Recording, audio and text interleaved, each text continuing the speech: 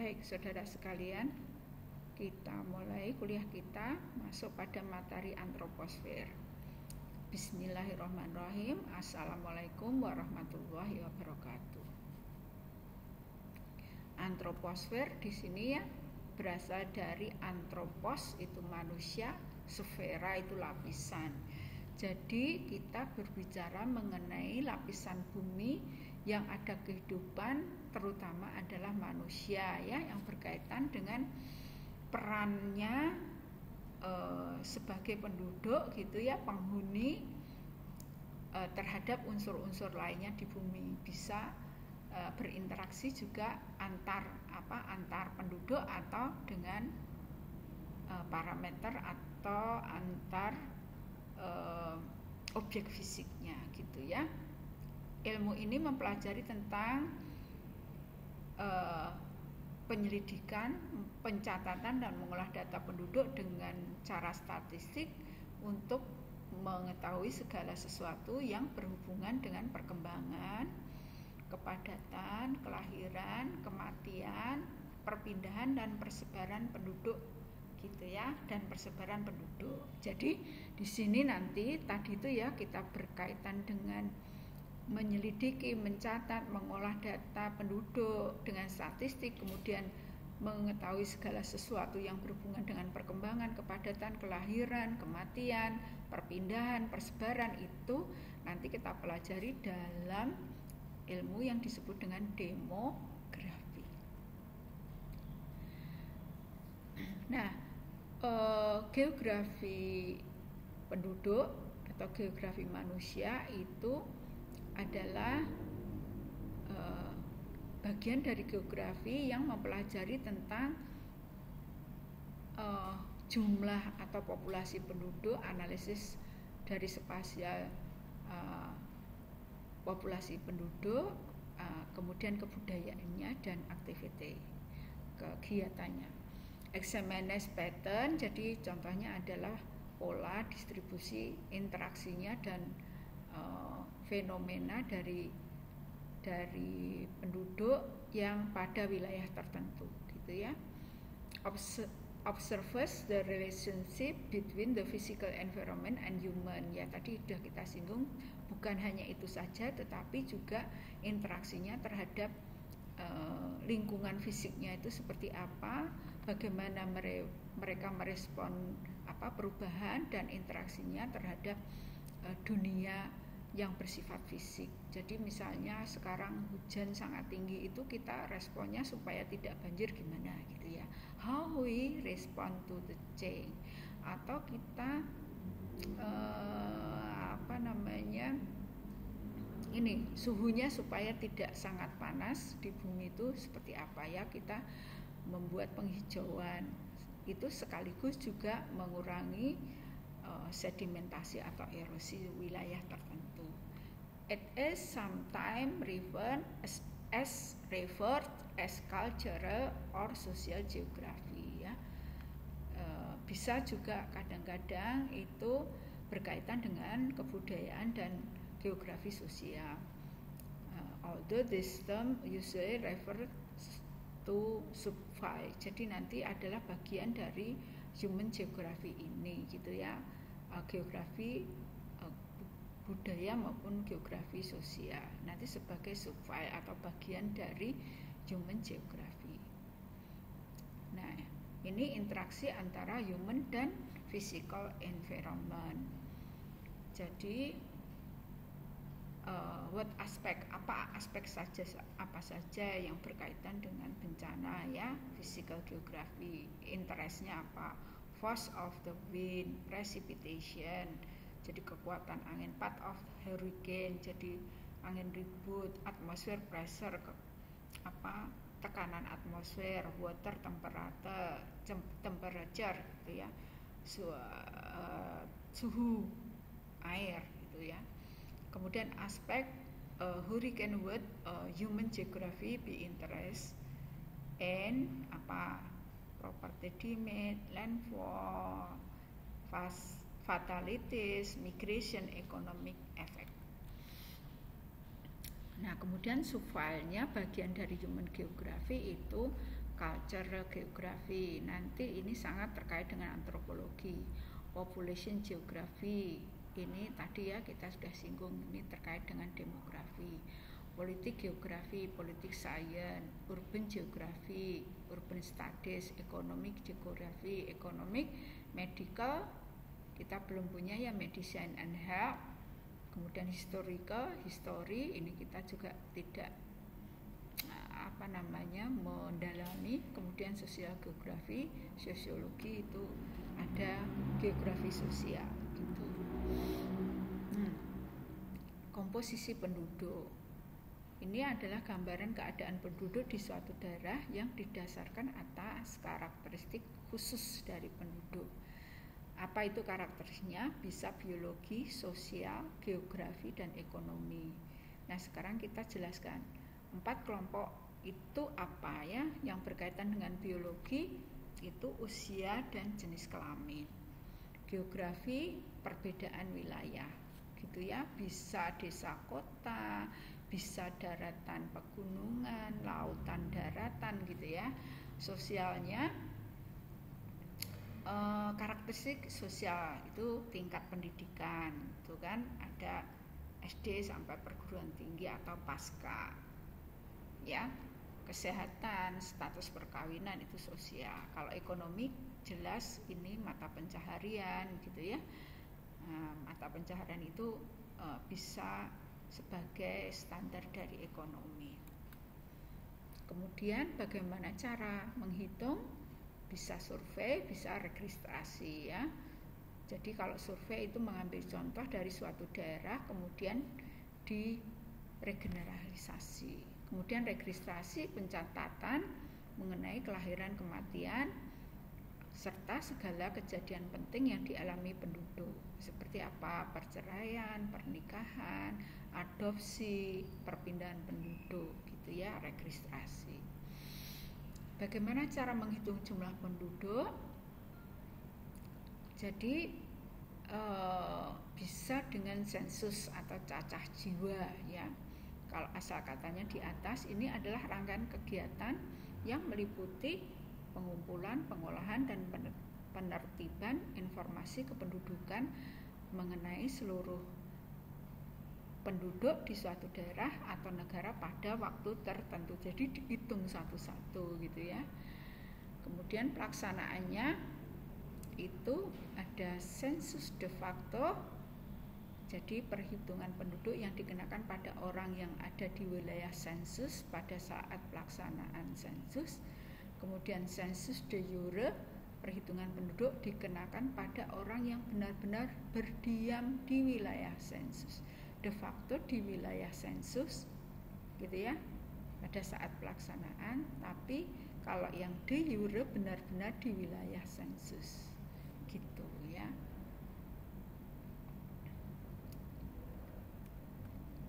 Kemudian metode sensus ada householder, jadi petugas sensus menyerahkan satu daftar untuk diisi oleh kepala rumah tangga. Jadi ini sudah dilakukan di negara maju. Kemarin kita sebetulnya sensus ada yang online, tapi banyak yang tidak mengisi gitu ya, karena kita belum familiar. Kemudian metode Kansaver, ini petugas sensus yang mendatangi responden, mengajukan pertanyaan, mengisi daftar pencacahan sesuai dengan jawaban yang diberikan. Jadi datang satu-satu. Kalau yang householder itu menyerahkan daftar diisi oleh kepala rumah tangga. Kemudian data kependudukan selain dengan sensus bisa dengan survei penduduk antar sensus. Jadi sensus itu kan 10 tahun sekali. Jadi antar sensus nanti ada 5 tahun atau berapa tahun ya, namanya SUPAS. Dilaksanakan pada periode pertengahan ya, betul ya, saya mengatakan antara 2 sensus penduduk. Registrasi sipil diperoleh dari catatan administrasi kepala desa. Ini dilakukan oleh Kementerian Dalam Negeri yang menggunakan cara de jure itu yang di wilayah sensus. Nah, ini adalah contoh Kenapa piramida penduduk gitu menurut umur gitu ya, menurut umur. Jadi yang sebelah kiri ini kita bisa lihat ini adalah umurnya, jadi semakin ke atas semakin tua. Nah, kemudian pengelolaan penduduk berdasarkan golongan umur ya. 0-14 ini muda, kemudian dewasa itu 14 sampai 64, kemudian lebih dari 64 itu golongan tua. Kemudian komposisi penduduk menurut usia berpengaruh terhadap struktur penduduk pada wilayah atau pada negara gitu ya. Jadi yang biru sama yang merah itu adalah jenis kelamin ya, perempuan sama laki-laki. Nah ini ya, ini komposisi penduduk menurut strukturnya. Nah ada struktur muda, ada struktur dewasa, ada struktur tua gitu ya. Kalau muda itu berarti yang mudanya yang lebar, kalau dewasa tengahnya yang lebar, kalau tua umur yang di atas yang lebar gitu. Menurut jenis kelamin Anda sudah tahu ya, cuman ada 2 loh ya ini ya, tidak ada 3 atau lebih dari 2 gitu, laki-laki dan perempuan. Jenis kelamin dapat diketahui rasio jenis kelamin ya, sex ratio, nanti ini di demografi. Kemudian menurut tingkat pendidikan gitu ya, nanti ada didasarkan atas pendidikan yang pernah ditempuh, tapi ada juga pendidikan yang ditamatkan atau tingkat kepandaian membaca atau menulis. Dan yang biasa kita gunakan di Indonesia adalah jenis pendidikan yang pernah ditempuh dan tingkat pendidikan yang ditamatkan gitu ya. Oke, ini saya jelaskan singkat saja karena nanti pada detailnya akan ada lebih jelas pada mata kuliah yang lain. Ini menurut status perkawinan, jadi ada 3, belum kawin, kawin, duda atau janda gitu, hanya ada 3 ya klasifikasinya. Ini contohnya yang ada di sebelah kiri. Kemudian, nah ini piramid penduduk ya.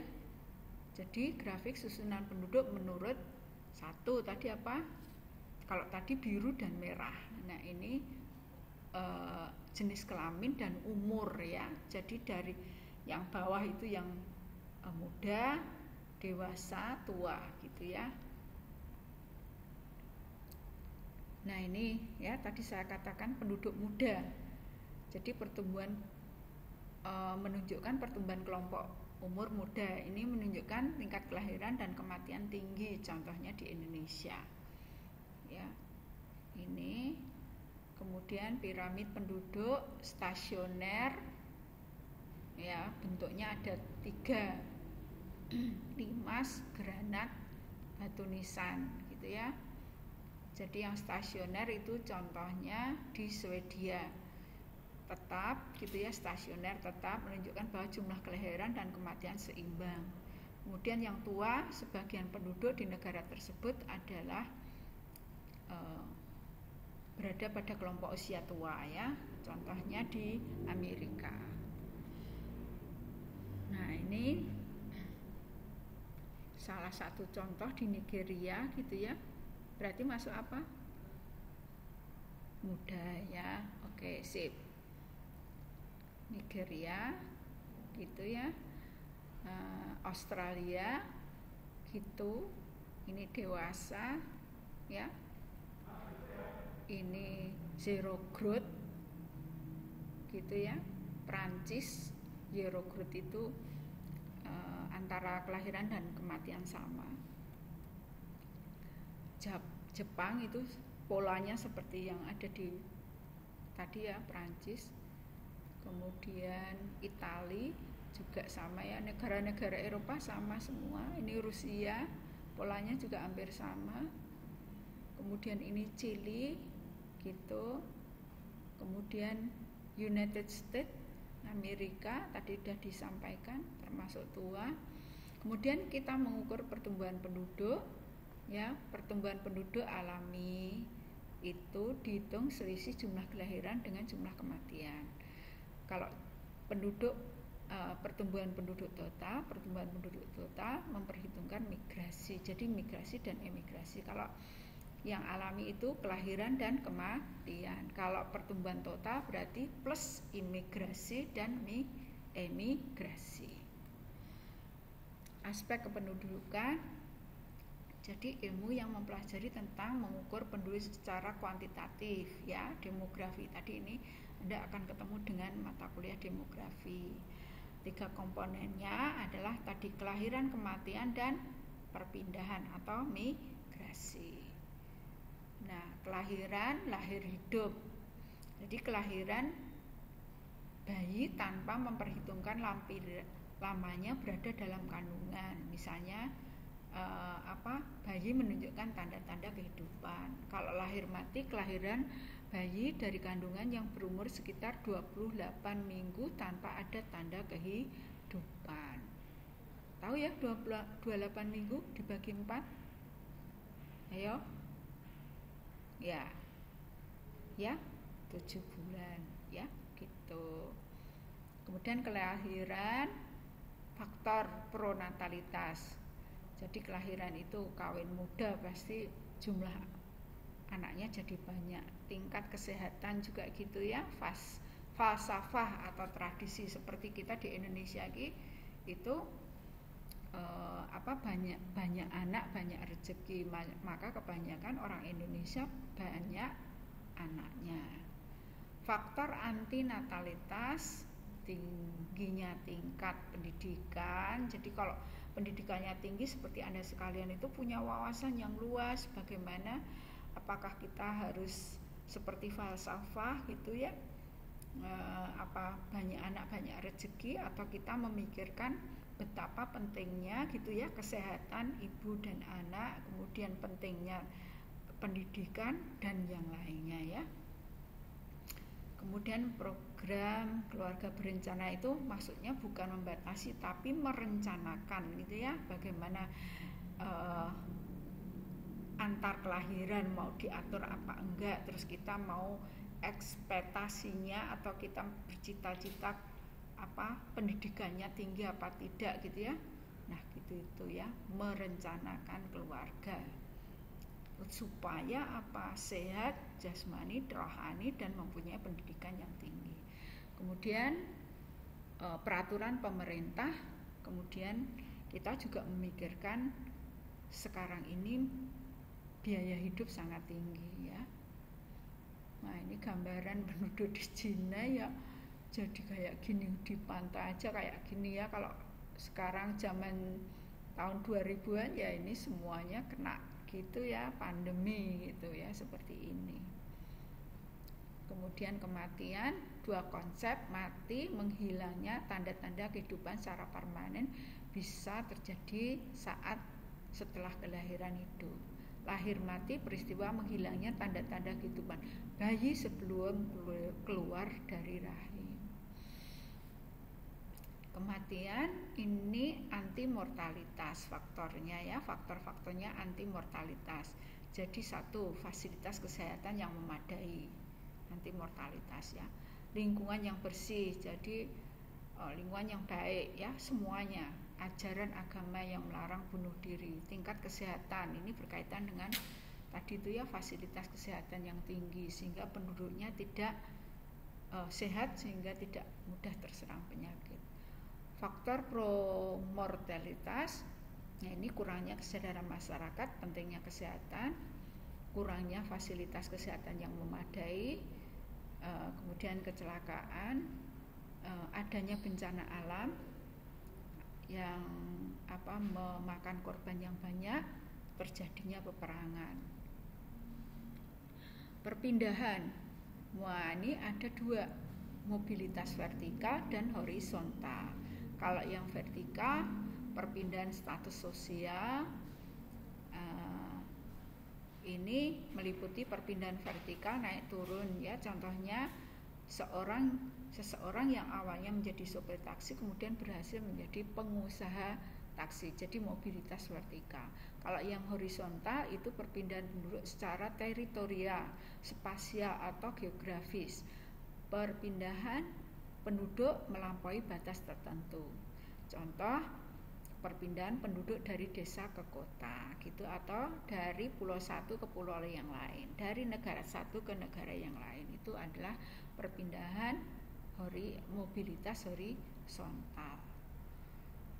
Ini kita bisa melihat peta berdasarkan atas populasinya, distribusi populasinya. Jadi semakin tua warnanya itu semakin tinggi jumlah populasinya. Nah, kita bisa melihat tuh yang jarang adalah di daerah subtropik. Kalau daerah tropik ini semua Asia Tenggara gitu ya, Rusia itu, kemudian Eropa sedikit gitu, kemudian Amerika itu hitam-hitam semuanya, warnanya tua, tapi yang lainnya agak mudaan gitu ya. Ini kita bisa mengamati tentang distribusi penduduknya. Nah, ini ya tadi sudah kita sampaikan ya, dari populasi di berbagai negara ya. Cina yang paling tinggi, kita sekarang sudah nomor 4 ya. Betul, 1, 2, 3, 4 gitu. Oke. Kemudian ini jumlah populasi di negara pada tahun 2005 ya. Kita bisa melihat seperti ini. Kita lanjut. Nah, ini adalah 10 top countries dari jumlah penduduk ya sampai tahun 2020. Cina, India, USA, Indonesia gitu ya. Ini kemudian ini pakai diagram lingkaran gitu ya. Enakan yang mana, diagram lingkaran sama bar? Ya, gampang yang bar ya. Oke. Ini nah, ini kita bisa melihat ya tulisan jadul kayak gini nih ya. Tadi sudah saya singgung tentang keluarga berencana, itu merencanakan keluarga yang sehat dan sejahtera gitu ya. Kita banyak anak, banyak rezeki, atau kita memikirkan jarak antara kelahiran satu dengan kelahiran yang lain, serta sampai pada pendidikan ya.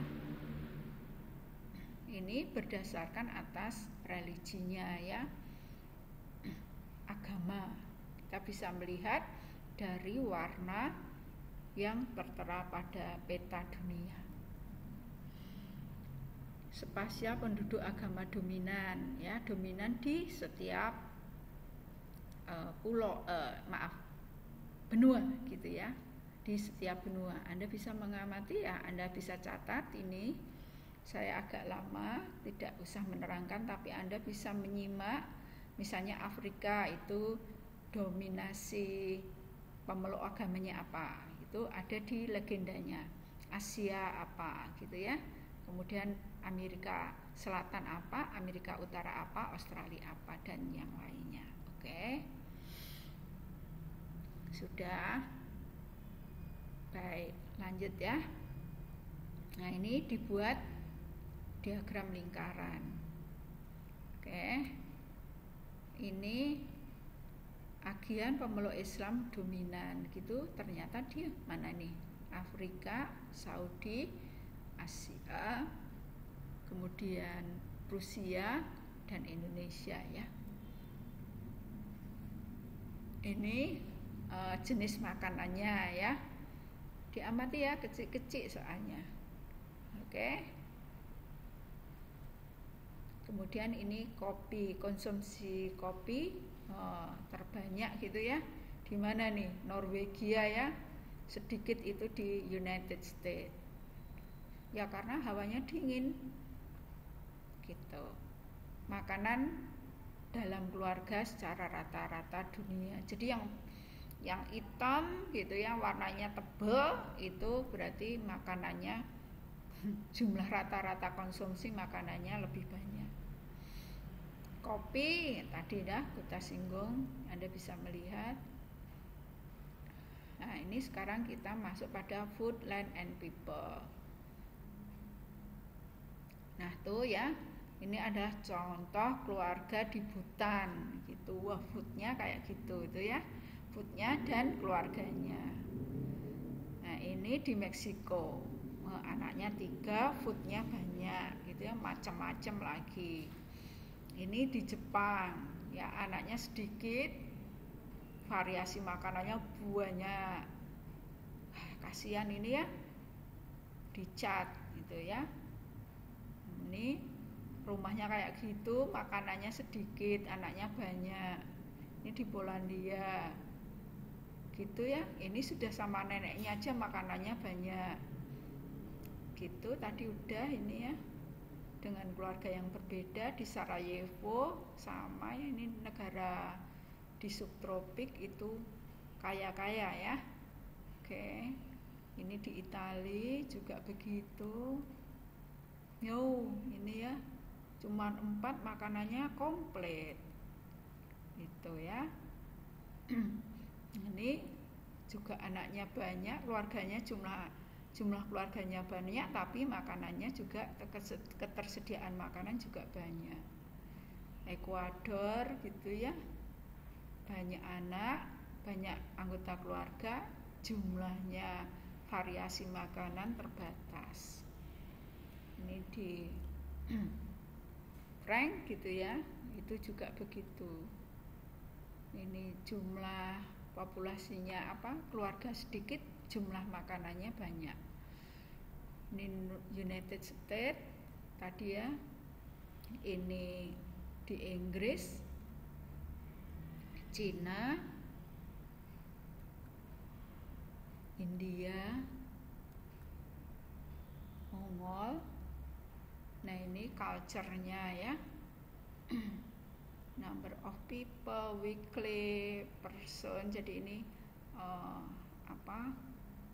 perbedaan kulturalnya ya, budayanya ya, kita bisa mengamati. Nah ini setiap minggunya seperti ini untuk, jadi ini adalah penghasilan, kemudian yang ini negara ya, setiap minggunya. Nah ini adalah tadi ya simpulan dari human geography seperti ini ya, ada population, urban geography, social geography, economic geography, behavior, culture, politika. Kemudian yang di luar lingkaran itu adalah ilmu-ilmu yang mendukung